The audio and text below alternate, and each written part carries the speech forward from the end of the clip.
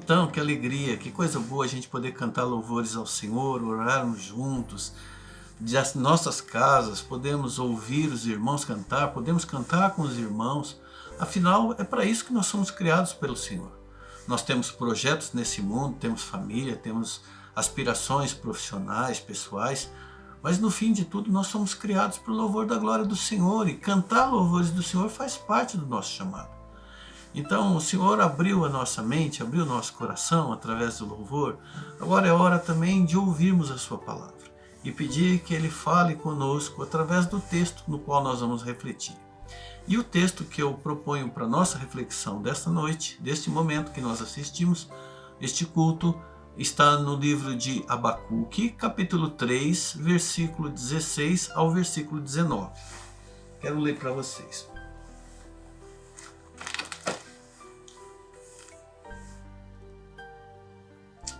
Abacuque está falando com Deus, diz assim: eu ouvi o que o Senhor disse e no meu íntimo eu me comovi ao ouvir a sua voz, estremeceram os meus lábios, e entrou a podridão nos meus ossos, e os meus joelhos começaram a tremer, porque em silêncio eu devo esperar pelo dia da angústia que virá contra o povo que nos acomete.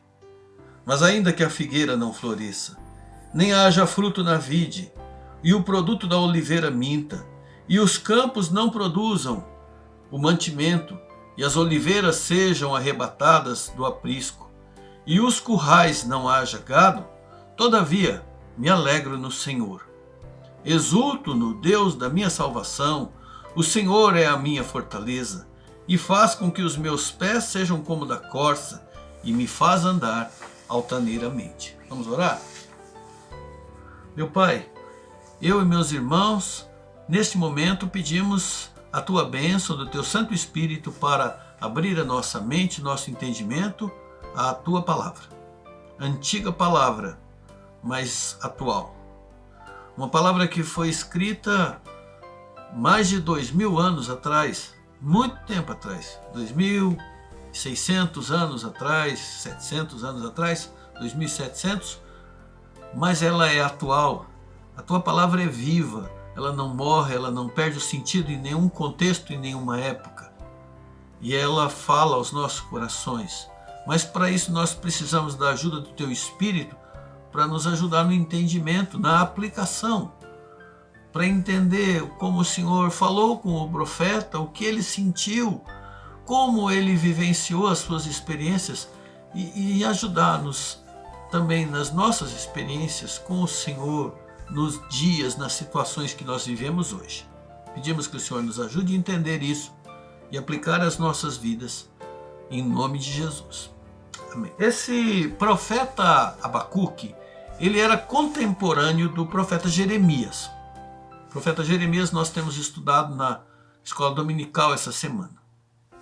O período de atuação dele foi pouco antes da primeira invasão ao reino de Judá pelos caldeus, quando Nabucodonosor era um príncipe ainda, o pai dele, que era o regente na Babilônia.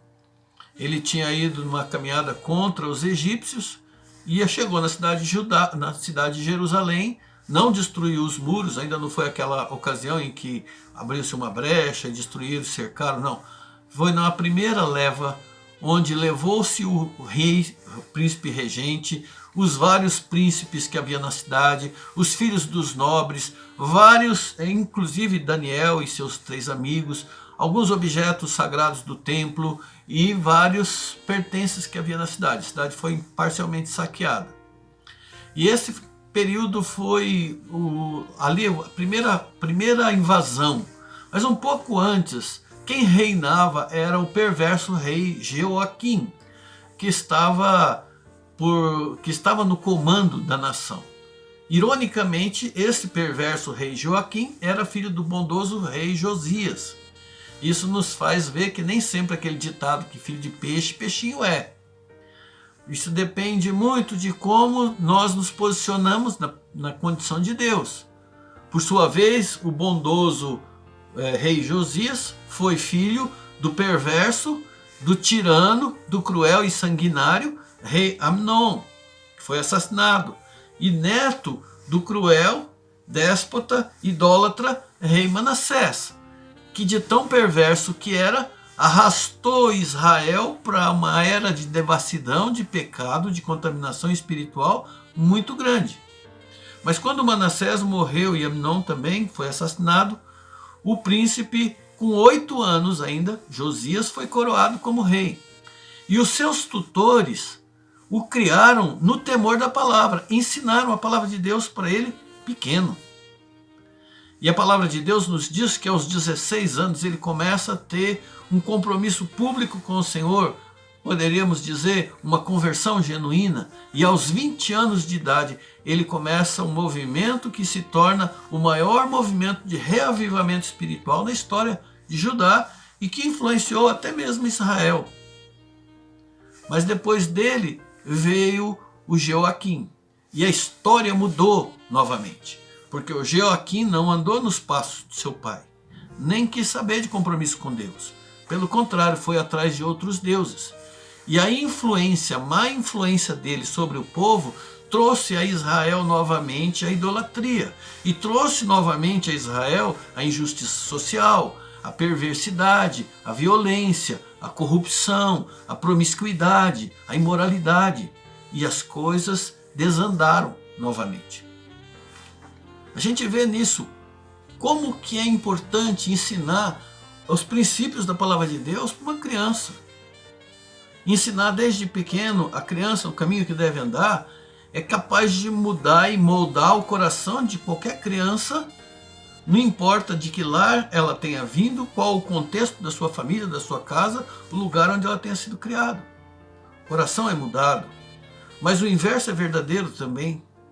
Quando nós deixamos de ensinar a palavra de Deus aos nossos filhos, às crianças, ou a nós mesmos, quando nós abandonamos a leitura bíblica, o conhecimento da palavra de Deus, quando nós abandonamos o culto ao Senhor, quando nós abandonamos a comunhão com Deus e com os irmãos, quando nós abandonamos a nossa vida devocional, pouco a pouco a gente vai perdendo aquilo que aprendeu e vai retrocedendo de tal maneira que a gente fica pior do que era antes. Isso aconteceu com Jeoaquim. Ele retrocedeu, ele andou para trás e ele levou Israel para promiscuidade, para violência, para injustiça, para idolatria. E aí ele fez com que o povo de Israel, o povo escolhido por Deus, se contaminasse de tal maneira que ele foi perdendo aquela característica, aquele compromisso com Deus e foi perdendo a sua identidade como nação de propriedade exclusiva de Deus, nação santa, povo santo. E sabe, irmãos, os inimigos perceberam isso. Até o inimigo percebeu isso. E parece até como uma ficção científica. Os inimigos perceberam que aquela couraça de justiça, ou diríamos, aquele campo de força sobrenatural do poder de Deus estava se desfazendo. Porque o que dava força para aquele povo e fazia com que aquele povo fosse temido era o todo-poderoso Deus, Senhor dos exércitos, a quem eles temiam. Mas quando eles deixaram de seguir ao Senhor, eles enfraqueceram, o inimigo cresceu o olho e eles se tornaram vulneráveis. Aí a todo instante começou a chegar notícias de que na Babilônia estava se formando um grande exército para invadir toda a região, tudo que tivesse pelo caminho, inclusive Israel e Judá. E é nesse contexto de conturbação, de perversidade, de aflição, de injustiça, que Abacuque está agindo. É nesse contexto em que ele está atuando, que ele está profetizando, que ele está ensinando, que ele está orando. E ele começa a sentir uma aflição no coração. Ele era um homem íntegro, ele era um homem fiel, temente a Deus, estava cumprindo a sua missão, mas ele era homem. E a Bíblia nos deixa ver, é fantástico como a Bíblia não nos mostra só super-homens, super-heróis, mas ele mostra também as fraquezas que se identificam conosco. E Abacuque se identifica conosco porque ele mostra os seus conflitos. Ele começou a ter conflitos, como pode? Eu oro ao Senhor, eu falo com o Senhor, mas nada acontece. Parece que Deus está indiferente. Será que Deus não está vendo tudo isso acontecer? Deus está vendo a ameaça e não faz nada. Deus está vendo o pecado e não faz nada. Deus está vendo o que o rei está fazendo e não faz nada. Deus está ouvindo minhas orações e nada acontece. Sabe, irmãos, não é pecado, por mais que a gente tenha fé, por mais que a gente tenha compromisso com o Senhor, a gente às vezes passar por um conflito na nossa alma não é pecaminoso, não. A gente às vezes não compreende o que Deus está fazendo. A gente não compreende o que Deus não está fazendo. Às vezes a gente não compreende porque Deus está demorando. Às vezes a gente não compreende porque Deus responde diferente do que nós estamos pedindo. Não é pecado. Nós somos humanos, nós somos falhos. Abacuque era assim também. Mas com ele nós podemos aprender o segredo de encontrar paz quando as coisas não acontecem como a gente gostaria que fosse. Vamos ver toda essa conturbação que ele passou. Ele olhava para o cenário e, a despeito de todo o esforço das orações que ele fazia, as mudanças não eram significativas. As ameaças continuam. Ele olhava para o profeta Jeremias. Puxa vida, que grande homem. Todo mundo desprezava o que ele falava. As pessoas ridicularizavam Jeremias, perseguia Jeremias, judiava dele. E o coração de ninguém mudava. O Abacuque estava orando, e o Senhor não respondia. Que conflito na alma. E o pior de tudo é que quando Deus respondeu, Deus disse, fica calma, Abacuque. Eu que estou fazendo isso. Eu não estou de olho fechado, não. Fique sabendo que é eu que estou fazendo. Foi eu que chamei os caldeus para invadir essa terra, para disciplinar o seu povo. Ele quase pirou. Não é porque ele tivesse dúvida da soberania de Deus, que Deus tivesse capacidade de enfrentar, ele nem tinha dúvida da bondade de Deus. O que acontece é que ele aqui não conseguia entender por quê. Por que Deus ia deixar que uma coisa ruim daquela acontecesse e as coisas tomassem aqueles rumos, sendo que ele tinha todo o poder nas mãos. É por isso que ele quase entrou em parafuso, porque na mente dele ele tinha esquematizado como é que Deus tinha que fazer. Ele já tinha tudo plano certinho. Deus, o Senhor tem que trazer mudança no coração desse povo, e o Senhor tem que trazer livramento. Mas nem sempre Deus faz do jeito que a gente pede, nem sempre Deus faz do jeito que a gente quer. Gente, a gente tem que aprender isso. A Bíblia diz, a Bíblia é a palavra de Deus, então é Deus falando, que a resposta dele é melhor do que nós pedimos, do que nós merecemos, do que nós pensamos, do que nós planejamos, porque a gente só consegue ver o aqui e agora, mas ele vê o todo. Ele vê além, os planos dele são perfeitos. Às vezes a gente quer uma coisa para remendar. Deus quer restaurar, quer transformar, quer fazer nova todas as coisas. Então ele sabe como tem que ser feito. Então o que a gente faz quando a gente não consegue entender os porquês de Deus? Por que Deus faz isso? A gente pode olhar o que o profeta fez. Quando Abacuque não entendeu os porquês de Deus, ele simplesmente confiou em Deus. Ele disse ao Senhor, Senhor, eu reconheço que existe conflito na minha alma, eu não vou esconder isso do Senhor, mas eu também quero dizer ao Senhor que eu confio no Senhor. Eu vou reafirmar minha confiança absoluta, porque eu sei quem o Senhor é, que nada escapa ao seu controle, que o Senhor é dono da história desse povo e da minha história também. Então, quando ele não entendeu o porquê de Deus, ele simplesmente decidiu confiar em Deus. Quando ele não entendeu os porquês de Deus, ele resolveu entregar o problema nas mãos de Deus. O que eu vou fazer? Eu entrego nas mãos do Senhor.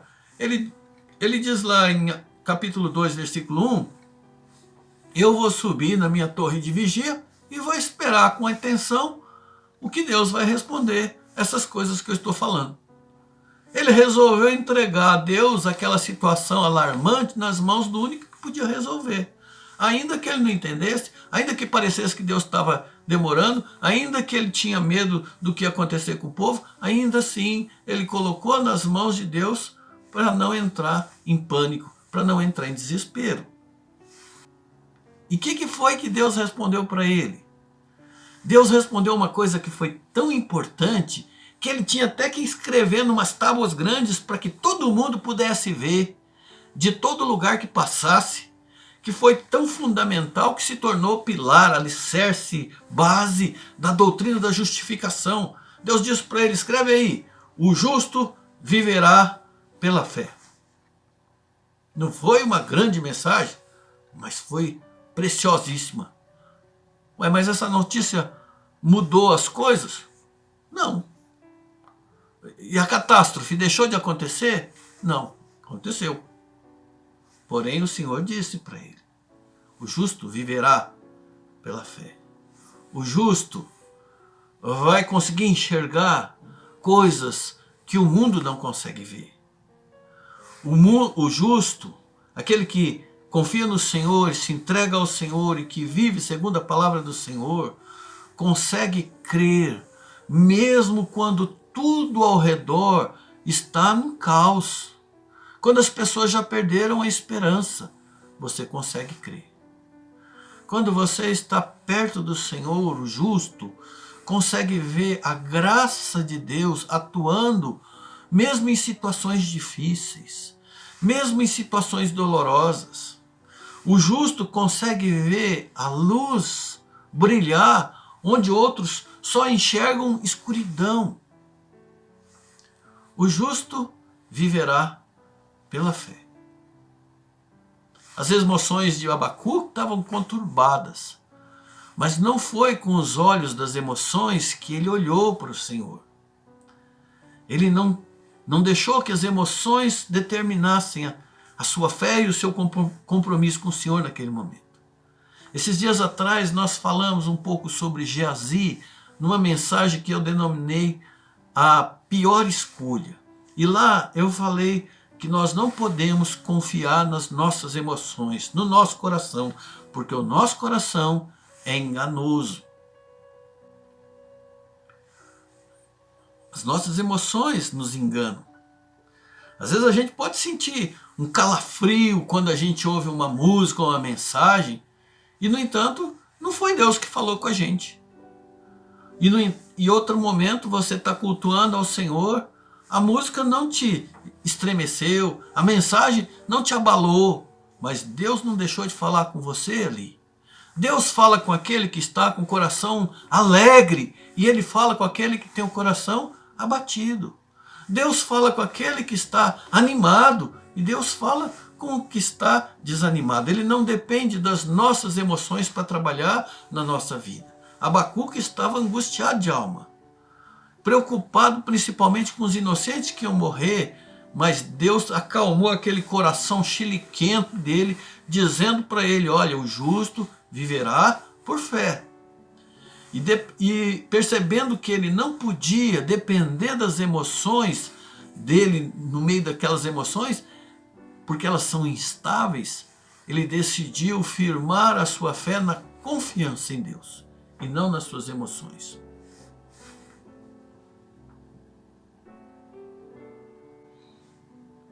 E percebendo que ele não podia nortear a sua fé através das suas emoções, porque elas são instáveis desse jeito, ele decidiu nortear a sua fé na confiança que ele depositava no Senhor.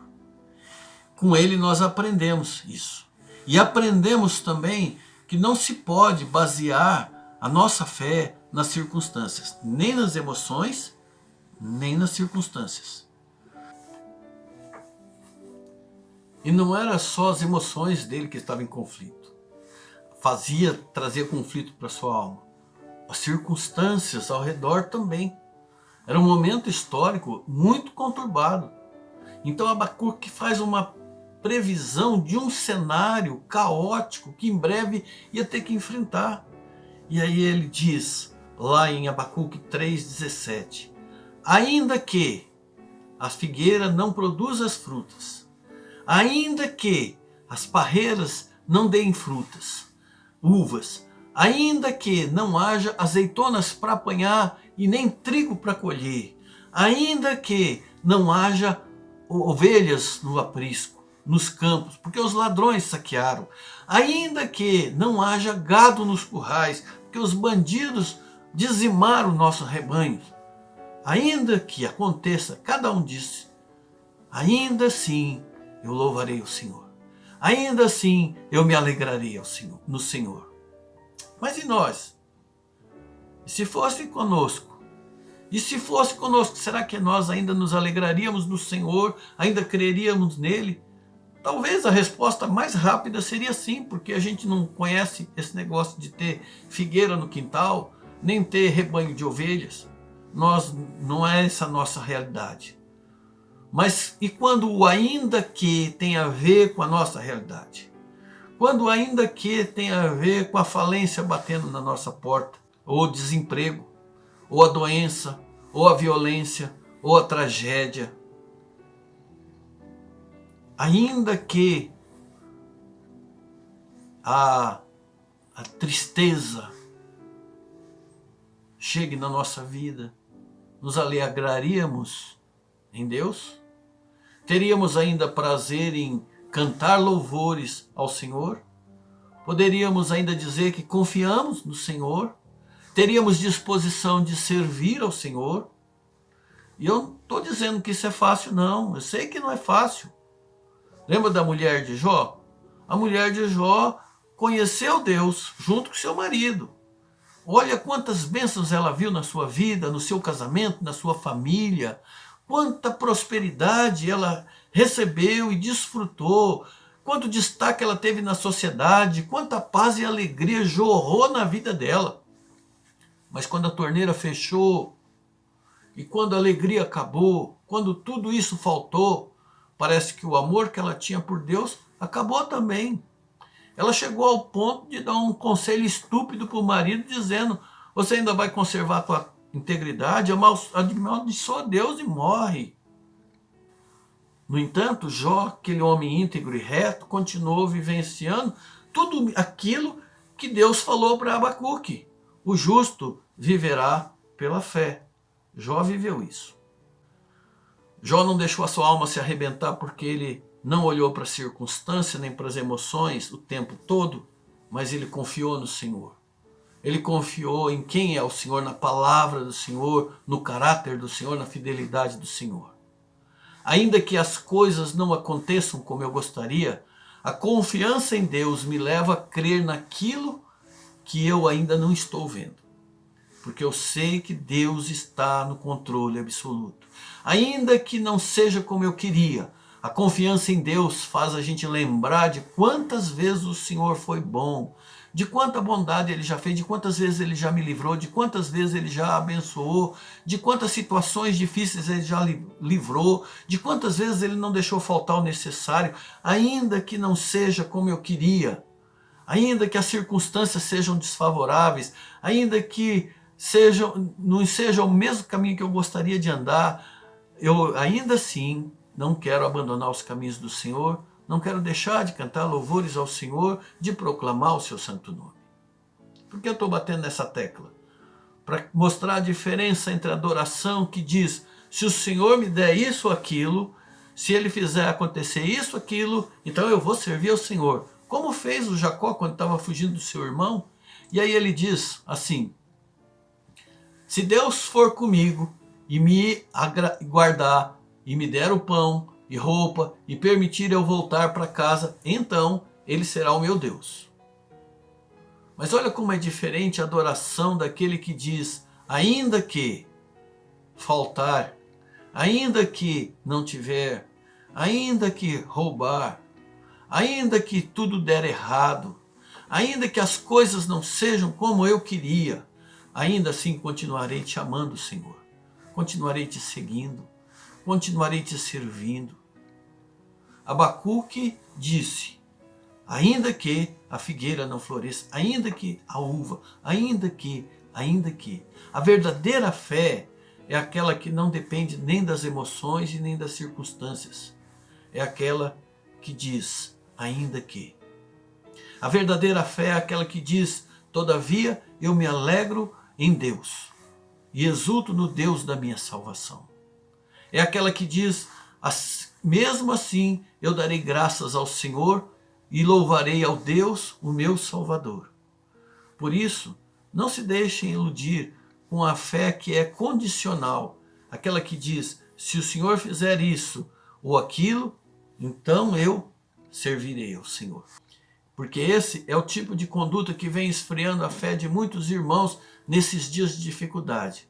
Porque não tem muitos que já não querem nem mais congregar, não querem mais servir ao Senhor, não têm mais disposição de compartilhar a sua fé, não querem mais investir em missões, não querem investir em vocações. Estão cansados, estão afastados, estão esfriando porque deixaram as vidas deles ser moldadas pelas circunstâncias e pelos momentos que estão passando nesse momento, pelas suas emoções também. Por isso, meu irmão e minha irmã, seja realista na sua fé. Seja sincero com você mesmo e reafirme ao seu coração. Nem todos os seus sonhos vão se concretizar. Nem todos os seus desejos serão satisfeitos. Nem todas as suas orações serão respondidas. Nem tudo o que você gostaria vai acontecer. Todavia, diga como Abacuque: todavia eu me alegrarei no Senhor e exultarei no Deus da minha salvação. Que o Senhor possa te ajudar e a mim também a vivenciar essa palavra no seu dia a dia, nos momentos difíceis, nas situações adversas, que não sejam as situações e nem as emoções que nos guiem nos passos do Senhor, mas a nossa confiança nele. Amém.